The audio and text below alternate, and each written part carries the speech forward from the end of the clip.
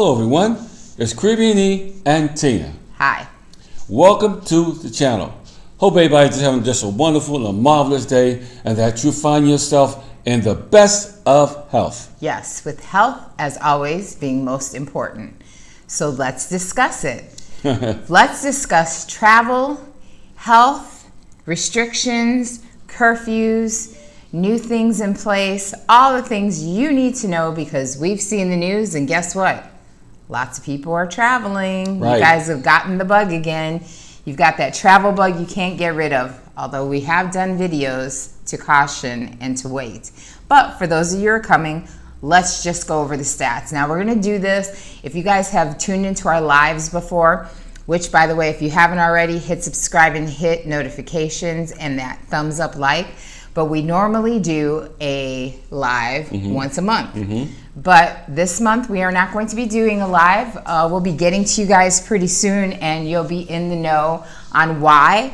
So you really need to start subscribing and hitting notifications so we can keep you up to date with what's happening with us because it's going to affect everything, everyone. Yeah. Great news. Big news. So, usually at the live, I would do my little Barbara Walters segment where I talk and we discuss what's happening. So, we're going to do that in a video here today. First of all, the president has renewed for another 15 days that curfew is going to remain the same, meaning that Monday through Friday, the curfew begins at 9 p.m. and is until 5 a.m. the next day. Saturdays and Sundays, curfew starts at 7 p.m. and then continues on until 5 a.m. the next day. Then you have free movement.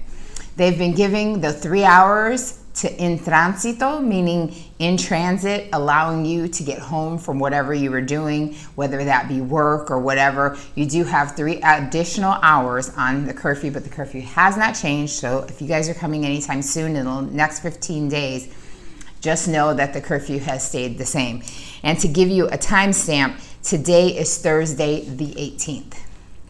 Now, always on holidays, and I can't even stress this enough.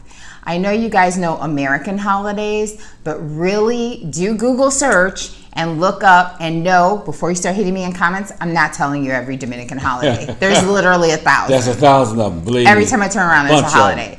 But the significance of an important federal holiday here is that if that day of the holiday falls on a weekday, you have to observe it like a curfew on a weekend. They've said this since the very beginning when they first put in place, before we even got to, what was it, Christmas? They said whenever there's a holiday, pretend it's a weekend curfew and we're going to shorten it. And the reason being behind that, I totally get. It's because they don't want people to gather in large groups and potentially spread COVID. Absolutely. So we are coming up on a holiday, which was going to be Good Friday, Holy Saturday, and Easter Sunday. Obviously, that is a very religious holiday. Some places are closed out here, so your banks and things like that, your supermarkets, are going to close earlier to allow people to spend time with their families for the holy holiday. So that curfew for those 3 days will start just like it would on a weekend, meaning it will be from 7 p.m. until 5 a.m., meaning all businesses will cease to be open by 7 p.m. and then they will allow their employees 3 hours to get home. Right. So there's that. So it's always good to keep these announcements in mind because I tell you what, when you get off that plane, it's going to be in full effect during that time. Yeah. And remember that because this is a religious holiday, there are no sale of alcohol in stores, restaurants, or bars, meaning a restaurant could be open and you could be eating on those 3 days, or you could be getting delivery from that restaurant for those 3 days, but they will not and cannot sell you alcohol during those 3 days. So you can eat all you want, but you can't consume alcohol in there. So that's the time to get your nice little stash at the house ahead of time and enjoy your 3 days at home drinking. You'll save money, quite honestly. Right, and they'll probably have a special too, a sale. Oh, before the holidays. Before the Definitely, holidays. They will. And you know what? That's another good reason to look up the holidays, because if you're coming out here on a vacation and staying like at an Airbnb or even a hotel and you've got like a little kitchenette or something inside of there and you want to get certain foods and alcohols, they always throw specials before the holidays. So take advantage. Next, as of this Monday that just passed, March 15th, only 675,000 Dominicans had been immunized, meaning given the COVID vaccine to date. Now, obviously, now we're coming on Thursday. There's been a few more, but that was for the first shot of their coronavirus. They haven't even begun second rounds, and that was with what they first got, which we all know was AstraZeneca. Right. They have ran out of AstraZeneca, and they have outsourced to China, Beijing, China. So as we all know, if you guys have been following the news in the US and abroad, Beijing, meaning China itself, had its own scientists coming up with their own vaccine that is separate from what we have bought in the US. So, the Chinese vaccine is almost like the Russian vaccine, meaning that their scientists made it, their scientists are distributing it, and their scientists keep what they want to know, what they want you to know about the vaccine under wraps. They don't have to disclose, and they're actually charging more for this vaccine. So the Dominican ended up paying, what was it per vaccine? It was something like $17 to $19, yep. Which we know AstraZeneca was going for what, $4 or $5? $4 or $5. Yeah. But, you know, in a pinch, you got to do what you got to do. So they bought 1 million shots, meaning 1 million vaccines for the people, the residents of the Dominican Republic. What does that mean to me as an expat? Well, if you have residency here, you can be vaccinated here. But know that you are not going to be vaccinated with AstraZeneca unless they procure some more AstraZeneca shots, which at the time, they have not. Meaning that if you are vaccinated, you will be vaccinated with the vaccine that they have outsourced and purchased from China. So that might be a concern. Right, big concern. And all you veterans, this is going for you too. And you might want to listen to what we're telling you right now, or get on a plane and go to the States and get your shots, then come back. So, Canada Air Transit has delayed their flights into the DR until June. They said they're going to reevaluate in June because they want to help stop and curb the spread of the virus. So, for our Canadian followers, because we do have some, hi Canada. Hello. You may have to find another airline, or you may have to wait and see what they're going to do in June. So there is that. Right. To date, we have 246,794 positive cases, and our deceased, unfortunately, has risen to 3,237. Reason meaning that I'm bringing this all up is I want to make sure that you guys are always getting a real clear and accurate photo of what it's looking like out here. Right. As far as when that vaccine is coming, what vaccine is coming, how many people are here are immunized, because that's all important. Because right now, if you look at all of the Caribbean, Puerto Rico is leading in the most immunized per capita. So you can't say, you know, oh, well, they only have, Dominicans got 675,000, but Puerto Rico only has 587,000. It's per capita. So if Puerto Rico, which last count, it said what, they were at 80%? 80%. Completely immunized adults. So the DR has a long way to go. Yeah, a long ways to go. So remember that when you're I'm just saying, I've been saying that on a lot of videos, just remember that. So we are having our little scare talk by our Minister of Health, just like you guys are having. Right. So we are coming on Semana Santa, which out here is huge. Dominican people get with their families, they go on vacations. It is a long weekend because it's a 3-day weekend. And a lot of people really like to go into vacation other than where they live. So, meaning if they live in Santiago, they're going to the north, they're going to the south, they're going over to the east, they might go to Cabarete. They're going different places because they just want to get away for the weekend and they want to get with other family members. So they're afraid that we're going to get a really big third wave. The reason I mention this is because when you're thinking about, I have a voucher, I'm getting ready to use it, I'm burnt out, I want to go to the Dominican Republic, you might want to time that correctly. Because if Semana Santa is Easter, the first weekend in April. We know, because we've been watching the news, it takes about 3 or 4 weeks for the flare-up to show. So if you're going to come in end of April, beginning of May, you may be here when we are indeed in our third wave. And if this third wave does come the way he said that he thinks it's going to be very aggressive because we have different variants from the UK and from Brazil that have already been found here in the DR. Right.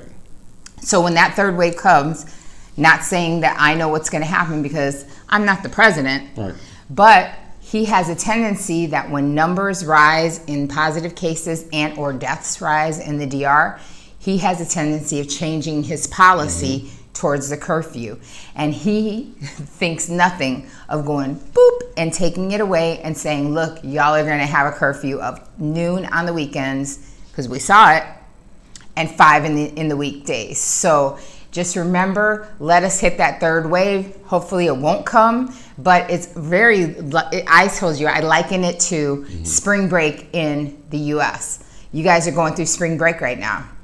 Everyone's freaking out. They're constantly on the news showing all these pictures of all these kids all packed up in Florida, in Texas, in Vegas, on the Strip, right, everywhere. So they're afraid that this wave is going to come and that they're going to get that wave right after spring break. Well, us is going to be a little bit later because Semana Santa, and they're thinking that that third wave is going to be coming. And so be prepared. If you hear, keep your ear, like I always say, to the ground.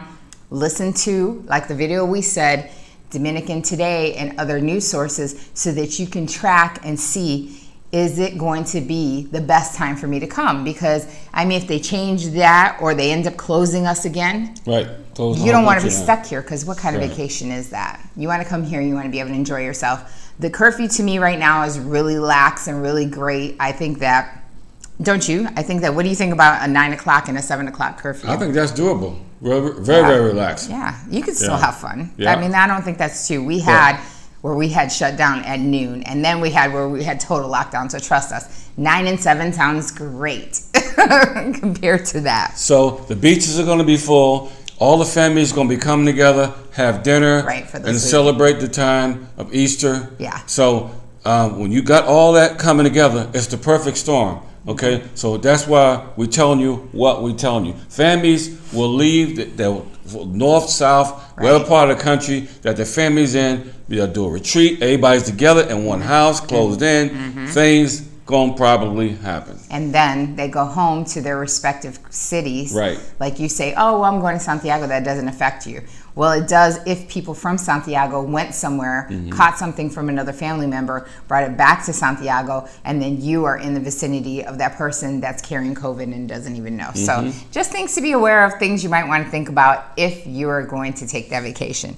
If after all this you still say, I don't care, I want to travel, remember that starting on April 1st, they are going to require all passengers entering and exiting the DR to use their digital version of the affidavit of health, which that's just what you do in the US when they tell you, it's like the little COVID questionnaire. So it's like, have you been in contact with someone that you knew was positive for COVID? Are you positive for COVID? Have you had any symptoms? It's just an affidavit of health to prove that you, by what you know, are healthy before you travel. And you always have to do a customs declaration, meaning are you bringing in XYZ amount of money?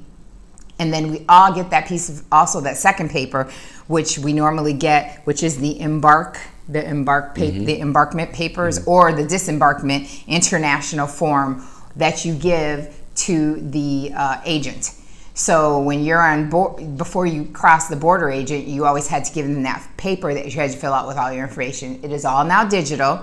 It is all available online, and you have got to get those it's going to give you 2 QR codes that you're going to need to show before you can enter the country, and 2 QR codes to exit the country. So remember that that's going to be online. They're hoping that it's going to speed the process because it's not people standing in line trying to fill out a piece of paper. They're hoping you'll do it because you can do it, I think it's like 48 or 72 hours before your flight. You can make sure you do it. So you can be sitting in your hotel or Airbnb and filling it out a day or so before you go so you can have your QR codes. And they're also hoping that it would aid in COVID prevention because no one's handling a bunch of papers. Absolutely. Which I think that's a great idea. Excellent idea. Yeah. So just remember that you have to complete that on arrival and on departure. So they are going to ask for those 2 QR codes. Have them available on your phone. And if you don't have that, when you get to the airport, it's just going to delay you, and it's going to be issues, and you got to get out of line, and you got to make sure that you handle your business. This is information right here is vital to you having a smooth transition in the country and out of the country. Yeah. And they said that they do have it on signs in the airport, but the thing is that they are going to make you step out of the line and handle your business. You are obviously going to need Wi-Fi, so the airports are supplying, as good as it is, it's not the greatest Wi-Fi, but they're going to give you free Wi-Fi so that you can do those forms and have those QR codes pulled up and readily available. We just wanted to tell you this from the channel because we always try to give you good, accurate, update information to make your transition here, whether you're traveling, whether you're moving to live, to make sure your transition is very smooth. Yes. And you don't get there to the airport all freaked out. So, in the meantime, between the time, always remember that life is to be enjoyed. Yes. Always make sure to hit that subscribe, hit that notification bell so you can get notified on videos like this and other videos. And always make sure to give every video a thumbs up because you help us to change that algorithm so that we can bring you great content, timely and accurate. And always remember, all information is always underneath the videos so that you can get a world of knowledge and so that you can also say thank you through our happy hour or a one-on-one consult with buymeacoffee.com/Courtney. There you go. So, till the next video, peace.